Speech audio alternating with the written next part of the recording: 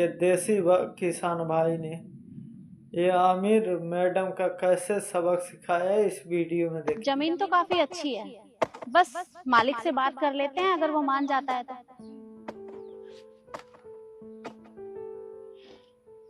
अबे ओ सुन गवार, हमें ना ये जमीन चाहिए और इसकी जगह हमें यहाँ फैक्ट्री लगानी है। देखिए, मैं अपनी ये जमीन आपको नहीं दे सकता। क्यों नहीं बेच सकते? और सुन, तेरे लिए ना एक ऑफर है। अगर वो ऑफर सुनेगा ना तो तेरा बाप भी जमीन बेचेगा, समझा? मैडम देखो, आप मुझे कोई भी ऑफर दो, मैंने आपको बोल दिया ना, मैं अपनी ये जमीन आपको नहीं दूंगा, मतलब नहीं दूंगा। अरे पर इतनी आकड़ किस बात की है भाई? और एक बात बता, रीजन क्या है ये जमीन ना बेचने का? मैडम जमीन मेरी है और इस जमीन का मालिक मैं हूँ, मेरी मर्जी, मैं ये जमीन आपको बेचूं या ना बेचूं। मैडम आप अकड़ देख रहे हैं इसकी?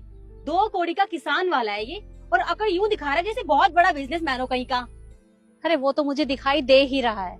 और सुन, अगर यहाँ पे हम फैक्ट्री बनवाएंगे ना तो तेरा ही फायदा है, 2-4 पैसे तू भी कमा लेगा। तो इसलिए कह रही हूँ, समझ जा अभी भी। पापा मैंने ना क्लास में टॉप किया और मैं फर्स्ट आई हूँ। अरे वाह बेटा, दिखाओ।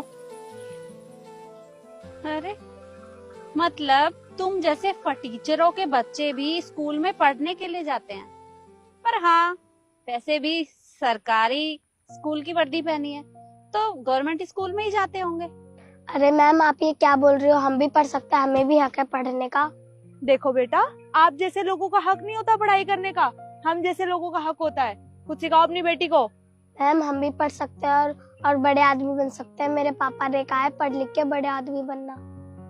अरे हाँ बेटा, आप बड़े आदमी बन सकते हो, पर सरकारी स्कूल में पढ़कर नहीं, प्राइवेट स्कूल में पढ़कर। अरे ये तो तुम्हारे लिए और भी फायदे का सौदा है। देखो, ये जमीन हमें बेच दो, और अगर तुम ये जमीन हमें बेच दोगे तो तुम्हें अच्छी खासी कीमत मिलेगी, और उसके बाद तुम अपनी बेटी को गवर्नमेंट स्कूल की बजाय प्राइवेट स्कूल में पढ़ा सकते हो, जिससे इसका फ्यूचर भी अच्छा बनेगा। देखिए मैडम, हमने आपसे कोई सलाह नहीं मांगी है कि हमें अपनी बच्ची को कौन से स्कूल में पढ़ाना है। वो जहाँ पढ़ रही है बहुत अच्छे से पढ़ रही है। और वैसे भी मुझे एक बात समझ में नहीं आती, ये आपको कब से मना कर रहे हैं कि जमीन नहीं बेचनी है इन्हें, फिर आप लोग क्यों पीछे पड़े हुए हैं? नव्या, शांत हो जाओ तुम।